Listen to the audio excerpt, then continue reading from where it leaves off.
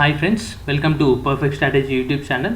So మనము డిఎఫ్సిసిఎల్ 2021 రిక్రూట్మెంట్కి సంబంధించి and అలాగే ఫర్ ఆల్ కాంపిటేటివ్ ఎగ్జామ్స్ మనము జనరల్ సైన్స్ చూస్తున్నాము. సో దానిలో ఆల్రెడీ మనము బయాలజీ సబ్జెక్ట్ కంప్లీట్ చేసుకున్నాం ఫ్రెండ్స్. సో ఇంకా ఎవరైనా చూడనట్లయితే ఛానల్లో బయాలజీకి సంబంధించి ప్లేలిస్ట్ ఉంటుంది. సో ప్లేలిస్ట్లో కనుక మీరు వెళ్ళినట్లయితే మీకు బయాలజీ స్టార్టింగ్ ఇంట్రడక్షన్ నుంచి ఎండింగ్ వరకు ప్రతి వీడియో కూడా ఉంటుంది. సో అక్కడ నుంచి మీరు బయాలజీ సబ్జెక్ట్ అయితే కవర్ చేయొచ్చు. సో ఈరోజు మనము ఫిజిక్స్ నెక్స్ట్ జనరల్ సైన్స్లో ఫిజిక్స్ సబ్జెక్ట్ స్టార్ట్ చేయబోతున్నాము. సో ఫిజిక్స్ అనేది కూడా చాలా ఇంపార్టెంట్ ఫ్రెండ్స్. అండ్ ఇంకొక విషయం ఏంటంటే చాలామంది కస్టమర్ రిలేషన్షిప్స్ అండ్ ఎకనామిక్స్కి సంబంధించి క్లాసెస్ అడుగుతున్నారు. సో కామెంట్ సెక్షన్లో నేను చూశాను. సో అదేంటంటే ఫ్రెండ్స్ చూడండి, ఆల్రెడీ మనము మన ఛానల్లో కస్టమర్ రిలేషన్షిప్ అండ్ ఎకనామిక్స్ సంబంధించి క్లాసెస్ చేశాను. అండ్ ఫర్దర్గా అడిషనల్ క్లాసెస్ కూడా వస్తాయని చెప్పాను. సో అవి కూడా త్వరలోనే వస్తాయి ఫ్రెండ్స్. సో వీటితో పాటు అవి కూడా సైమల్టేనియస్గా రావడం జరుగుతుంది. సో కాబట్టి ఎవరు కూడా టెన్షన్ పడద్దు. సో కాబట్టి మనము ఫిజిక్స్ అనేది ఈరోజు నుంచి చూడబోతున్నాం. చూడండి, ఫిజిక్స్ అనేది మీకు చాలా సింపుల్గా చాలా క్లియర్గా ఉండే విధంగా ఎక్స్ప్లెయిన్ చేయబోతున్నాము. సో కాబట్టి జాగ్రత్తగా చూడండి ఫ్రెండ్స్, ఓకేనా. సో చూడండి, మనము ఫిజిక్స్ అనేది మనకి యాక్చువల్గా చూడండి the science which deals with matter, energy and the interaction between them. అంటే మనకు మన నేచర్లో ఉండే మ్యాటర్, దాంట్లో ఉండే ఎనర్జీ అండ్ వాటికి మధ్యలో ఉండే ఇంటరాక్షన్ని ఏమంటారంటే ఫిజిక్స్ అంటారు, ఓకేనా. నెక్స్ట్ వన్ చూడండి, ఫిజిక్స్ అనేది మనకు యాక్చువల్గా మేజర్గా 2 డిఫరెంట్ టైప్స్గా డివైడ్ అయ్యింది. ఒకటి వచ్చేసి కైనమాటిక్స్ అండ్ సెకండ్ వన్ వచ్చేసి డైనమిక్స్, ఓకేనా. నెక్స్ట్ చూడండి, ఇప్పుడు the physical quantities are mainly classified into 2 types. So అంటే ఏంటంటే చూడండి, మనం ఫిజిక్స్లో మేజర్గా ఫిజికల్ క్వాంటిటీస్ గురించి డిస్కస్ చేస్తాం కదా. సో ఆ ఫిజికల్ క్వాంటిటీస్ అనేవి మనకు 2 డిఫరెంట్ టైప్స్గా డివైడ్ అవ్వడం జరిగింది ఫ్రెండ్స్. ఫస్ట్ వన్ వచ్చేసి స్కేలార్, సెకండ్ వన్ వచ్చేసి వెక్టార్. సో స్కేలార్ అంటే ఏంటో చూడండి, the quantity that has only magnitude but no direction is called as scalar.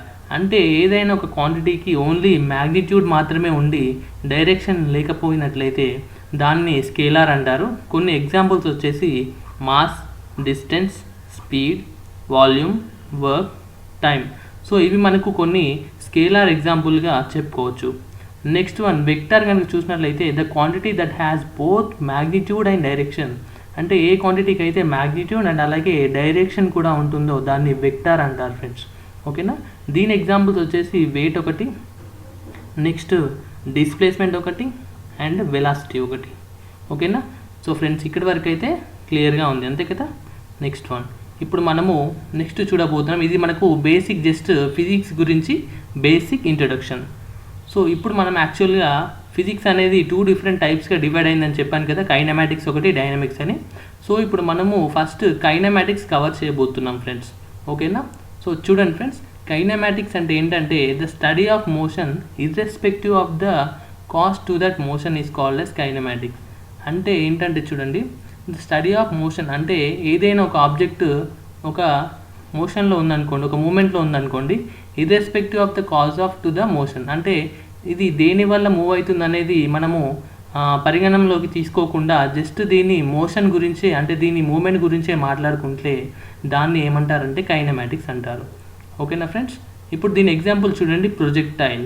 So projectile అంటే ఇది యాక్చువల్గా బ్యాలిస్టిక్ మిసైల్స్ ఉంటాయి కదా, మన ఇప్పుడు బ్రహ్మోస్ మిసైల్ ఉంది కదా. సో మనకు అది ఏంటి, బ్యాలిస్టిక్ మిసైల్. అంటే అది ఒక పారాబోలా షేప్లో వెళ్తుంది కదా ఇలా. సో దీన్నే ఏమంటారంటే ప్రొజెక్టైల్ అంటారు. సో దాన్ని ఇప్పుడు మనం నెక్స్ట్ ఫర్దర్గా డిస్కస్ చేద్దాము. సో ఇప్పుడు చూడండి మోషన్. సో యాక్చువల్గా మోషన్ అంటే ఏంటి, మూమెంట్.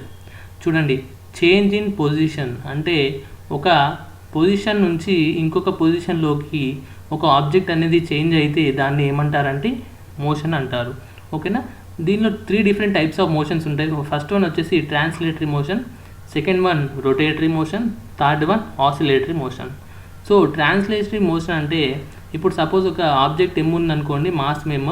సో ఇది మనకు గ్రౌండ్కి మనకు హారిజాంటల్గా ఇలా మూవ్ అవుతుంది. సో దీన్ని ఏమంటారు, ట్రాన్స్లేటరీ అంటారు.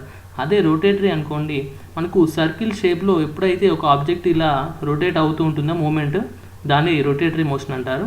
Next one oscillatory or vibratory motion. మనకు పెండులం ఉంటుంది కదా, సింపుల్ పెండులం. మనకు సింపుల్ పెండులంలో మనకు ఆసిలేషన్స్ ఉంటాయి కదా, ఆసిలేషన్స్ అండ్ వైబ్రేషన్. ఆసిలేషన్స్ అన్న వైబ్రేషన్స్ అన్న ఒకటే ఫ్రెండ్స్. సో మనకు సింపుల్ పెండులంలో దీన్ని ఏమంటారంటే దీని మూమెంట్ని ఆసిలేటరీ మోషన్ అంటారు. సో ఇప్పుడు మీకు అర్థమైంది అనుకుంటున్నాను. మనకు 3 డిఫరెంట్ టైప్స్ ఆఫ్ మోషన్స్ ఉంటాయి. ట్రాన్స్లేటరీ ఒకటి, రొటేటరీ ఒకటి, ఆసిలేటరీ ఒకటి. ఇప్పుడు మనము యాక్చువల్గా వైబ్రేషన్స్ అంటే ఇప్పుడు ఆసిలేషన్స్ అని చెప్పాను కదా. సో వైబ్రేషన్స్ అంటే యాక్చువల్లీ ఏంటంటే స్మాల్ ఆసిలేషన్స్. అంటే ఇప్పుడు ఒక దగ్గర నుంచి ఇంకో దగ్గరికి పెండులం మూవ్ అవుతుందంటే మధ్యలో యాంగిల్ ఎంత టీటా చేస్తుంది కదా. సో వాటిని ఏమంటారంటే స్మాల్ ఆసిలేషన్స్ అంటారు. అంటే చిన్నగా ఒకవేళ మూమెంట్ కనుక ఉంటే దాన్ని వైబ్రేషన్స్ అంటారు. సో ఇప్పుడు మనము కొన్ని ఫిజిక్స్కి సంబంధించిన బేసిక్ టర్మినాలజీ చూద్దాము. సో మనకు స్కేలార్ వెక్టార్లో డిస్కస్ చేసాం కదా, డిస్ప్లేస్మెంట్, మాస్, వెలాసిటీ అని. సో వాటి గురించి చూద్దాం ఫ్రెండ్స్. చూడండి, మీకు ఫిజిక్స్ చదివినప్పుడు ఎప్పుడైనా ఈ బేసిక్ డిస్టెన్స్ కానీ, డిస్ప్లేస్మెంట్ కానీ, స్పీడ్ కానీ, యాక్సిలరేషన్, సో ఇలాంటివి బేసిక్ మీకు ఖచ్చితంగా తెలిసి ఉండాలి ఫ్రెండ్స్. ఎందుకంటే మీరు ఏదైనా ఫార్ములా వాడినా కూడా, ఏదైనా ప్రాబ్లమ్ సాల్వ్ చేసినా కూడా మీకు కంపల్సరీ బేసిక్స్ అనేవి ఇవి తెలిసి ఉండాలి. సో చూద్దాం ఇప్పుడు మనకు డిస్టెన్స్ అంటే ఏంటి యాక్చువల్గా. So distance is nothing but, చూడండి, the path taken by an object from one point to another point. అంటే ఒక పాత్ అంటే ఒక ఆబ్జెక్ట్ ఉందనుకోండి, సపోజ్ ఇది ఒక ఆబ్జెక్ట్, ఇది ఇక్కడ నుంచి ఇక్కడి వరకు ఒక పాత్ని తీసుకుంది, అంటే ఈ పాత్లో వెళ్తుంది ఇది ఇక్కడి వరకు. అంటే ఇప్పుడు దీన్ని ఏమంటాం మనం, ఇక్కడ నుంచి ఇక్కడికి వరకు వెళ్తే దీన్ని మనం ఏమంటాం, డిస్టెన్స్ అంటాం. అర్థమైందా ఫ్రెండ్స్, డిస్టెన్స్ అంటాం. సో ఫిజిక్స్లో మనం డిస్టెన్స్ని ఎస్తో రిప్రజెంట్ చేస్తాము. మరి దీని యూనిట్స్ వచ్చేసి మీకు మీటర్. ఫ్రెండ్స్, మీరు ఏది చదివినా కూడా దాని యూనిట్స్ అనేది తప్పకుండా గుర్తుపెట్టుకోవాలి, ఓకేనా. మీకు యూనిట్స్ అనేవి చాలా ఇంపార్టెంట్ ఫిజిక్స్లో. నెక్స్ట్ వన్, ఇది ఒక స్కేలార్ క్వాంటిటీ. మనం ఫస్ట్ డిస్కస్ చేసాం కదా స్కేలార్ వెక్టర్ అని. సో డిస్టెన్స్ అనేది మనకు స్కేలార్ కిందికి వస్తుంది. నెక్స్ట్ వన్, ఇప్పుడు డిస్ప్లేస్మెంట్ చూద్దాం. సో డిస్టెన్స్కి డిస్ప్లేస్మెంట్కి తేడా ఏంటి చూద్దాం. The shortest path between 2 points. అంటే ఇప్పుడు ఇది కూడా ఒక పాతే అండి. సపోజ్ ఒక రైట్ యాంగిల్ ట్రయాంగిల్ ఉందనుకోండి. ఈ రైట్ యాంగిల్ ట్రయాంగిల్లో ఒక ఆబ్జెక్ట్ ఇక్కడ నుంచి ఇక్కడి వరకు వెళ్ళాలంటే అది ఇలా వెళ్ళొచ్చు లేదా ఇలా వెళ్ళొచ్చు. సో ఇలా వెళ్తే ఏమవుతుంది, షార్టెస్ట్ డిస్టెన్స్ అవుతుంది. సో అదే ఇక్కడ చెప్తున్నారు. డిస్ప్లేస్మెంట్ అంటే ఏంటంటే షార్టెస్ట్ పాత్ బిట్వీన్ 2 పాయింట్స్. అంటే ఎనీ 2 పాయింట్స్ మధ్యలో మనకు షార్టెస్ట్ డిస్టెన్స్ని ఏమంటారంటే డిస్ప్లేస్మెంట్ అంటారు. ఓకేనా ఫ్రెండ్స్, క్లియర్గా ఉందనుకుంటున్నాను.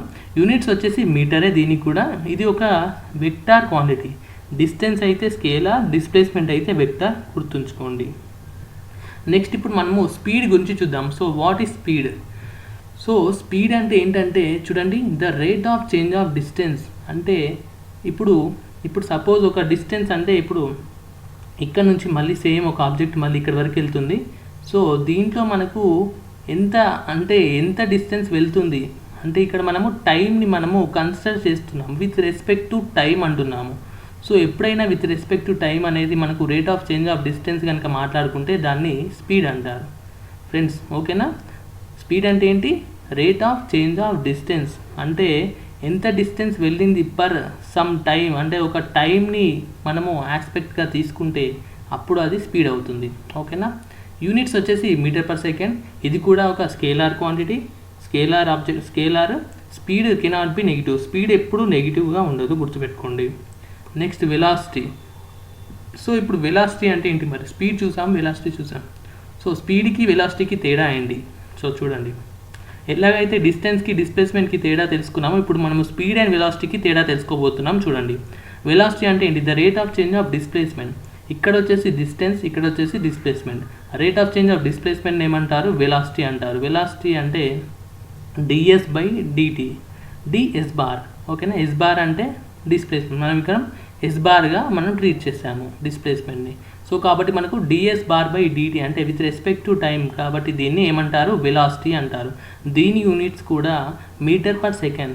మీటర్ అంటే పైన డిస్టెన్స్కి మీటర్ వస్తుంది, కింద డినామినేటర్ పర్ టైం కాబట్టి పర్ సెకండ్ వస్తుంది. ఫ్రెండ్స్, యూనిట్స్ కూడా చాలా ఈజీగా, చాలా సింపుల్గా ఉంటాయి. మీకు యూనిట్స్ ఎప్పుడైనా గుర్తుకు రాకపోతే మీరు ఏం చేస్తారంటే మీరు జస్ట్ ఈ ఫార్ములాని గుర్తుపెట్టుకోండి. ఇప్పుడు చూడండి, ఇక్కడ మనకు rate of change of distance అనుకున్నాం కదా. డిస్టెన్స్ అంటే విత్ రెస్పెక్ట్ టు టైం కదా. ఫస్ట్ పైన ఏముంది, డిస్టెన్స్ ఉంది, అంటే పైన మీటర్ వస్తుంది. కింద ఏముంది, టైం ఉంది, కింద సెకండ్స్ వస్తుంది. సో అంతే, సింపుల్. సో ఇలా మీరు యూనిట్స్ని అయితే చాలా ఈజీగా గుర్తుపెట్టుకోవచ్చు. నెక్స్ట్ ఇప్పుడు మనము యాక్సిలరేషన్ గురించి చూద్దాము, ఓకేనా. సో యాక్సిలరేషన్ అంటే ఏంటి? మనము స్పీడ్ చూసాము, వెలాసిటీ చూసాము. సో ఇప్పుడు మనము యాక్సిలరేషన్ చూడబోతున్నాము.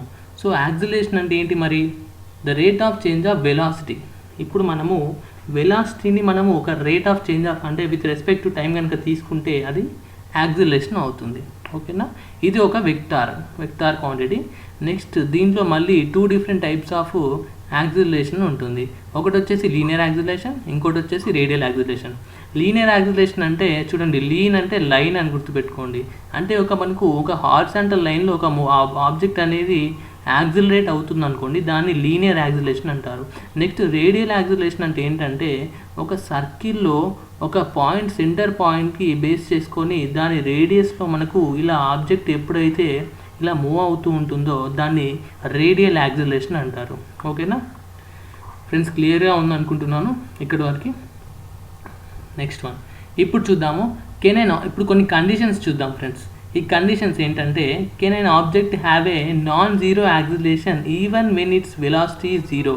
అంటే ఇక్కడ ఏమంటున్నారంటే, ఇప్పుడు ఒక ఆబ్జెక్ట్కి ఒక యాక్సిలరేషన్ ఉంటుందా ఇప్పుడు వెలాసిటీ జీరో ఉన్నప్పుడు?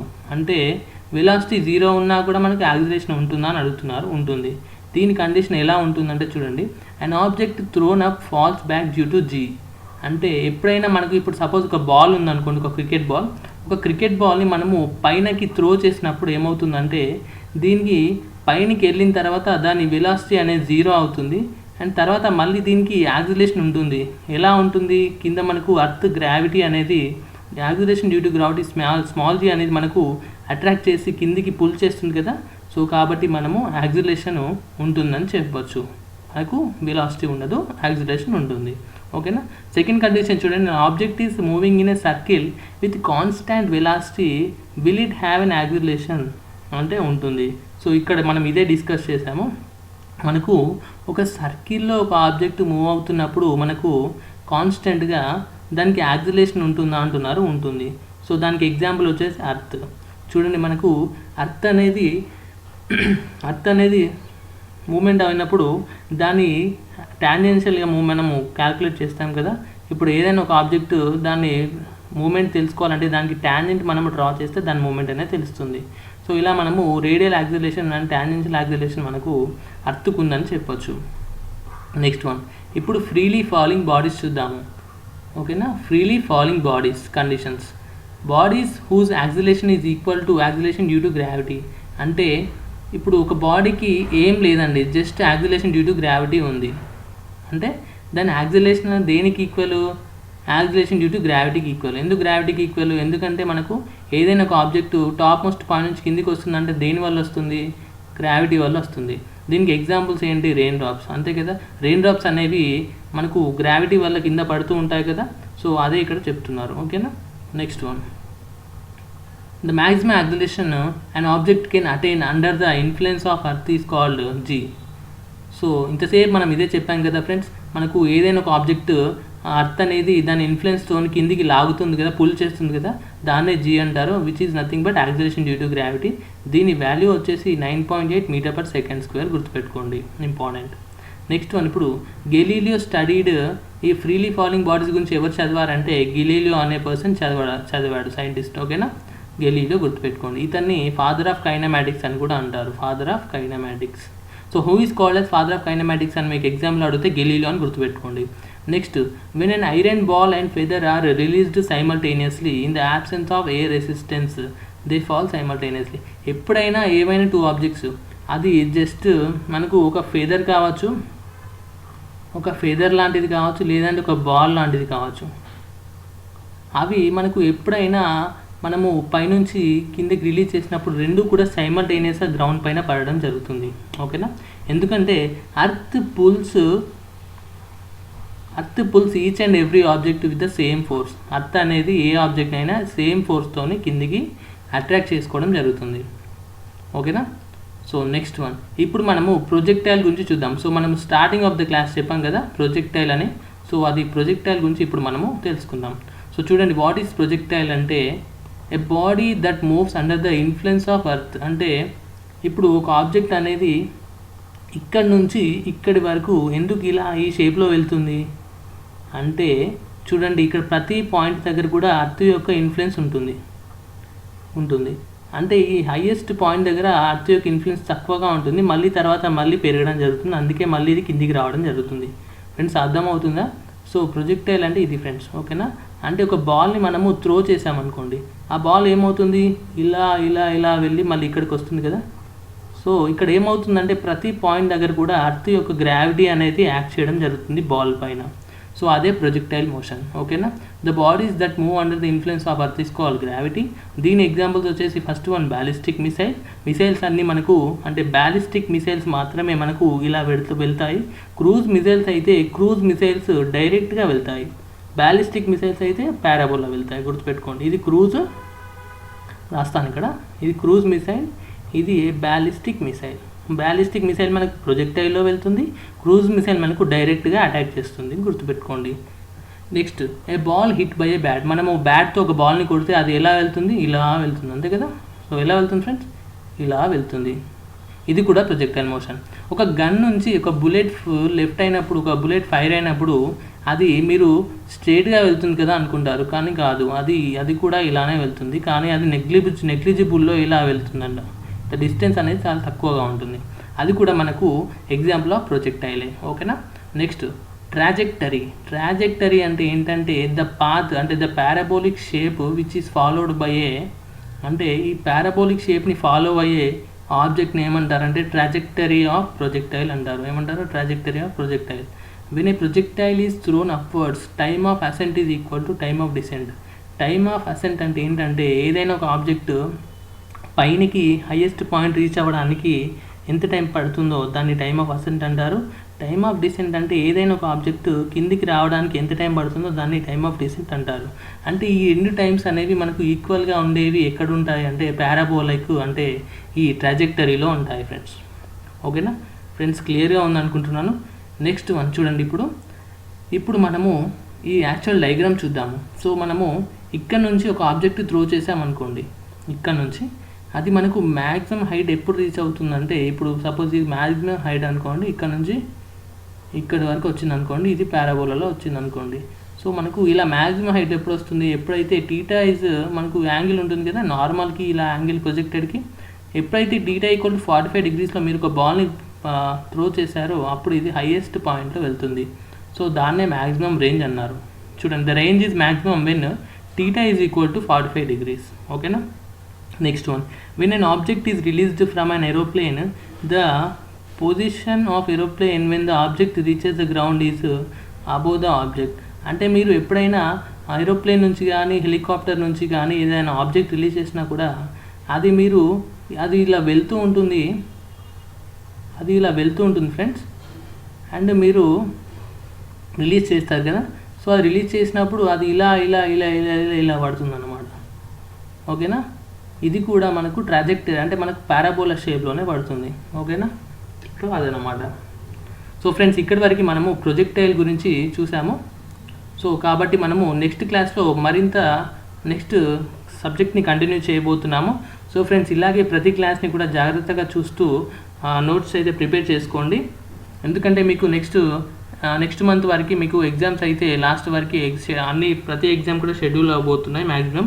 సో కాబట్టి జాగ్రత్తగా ప్రిపేర్ అవ్వండి ఫ్రెండ్స్. సో ప్రతి క్లాస్ని కూడా యూస్ చేసుకోండి, ఓకేనా. ఫ్రెండ్స్ వీడియో కనుక నచ్చినట్లయితే వీడియోని లైక్ చేయండి, అండ్ అలాగే మీ ఫ్రెండ్స్ అండ్ సోషల్ మీడియాలో షేర్ చేయండి friends.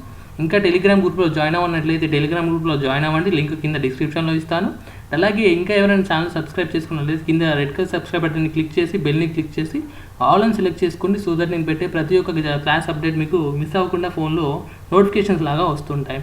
So that's all for this class friends. Thank you friends, have a nice day.